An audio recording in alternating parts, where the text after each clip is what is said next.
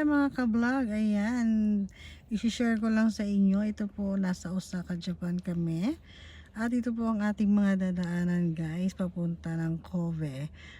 Dadaan po tayo sa highway at ito po ang mga madadaanan natin. Napakaganda po ng view, ayan po yung mga puno nila, ganyan ang kulay pagka winter na. Nag-iiba po ang kulay ng mga puno nila pagka winter na guys, ano, at taglamig na nga dito. At may dadaanan po tayo dito guys na napakagandang beach. Mas maganda raw ng paggabi na kayo dadaan dahil nga maliwanag at malawak siya. Ang ganda ng pagkakagawa daw, no? Ayan, first time din po namin dadaan dito at ayan, isi-share ko nga po sa inyo guys.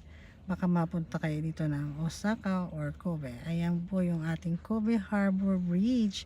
Napakaganda niya guys, para ka lang nasa Australia or New York.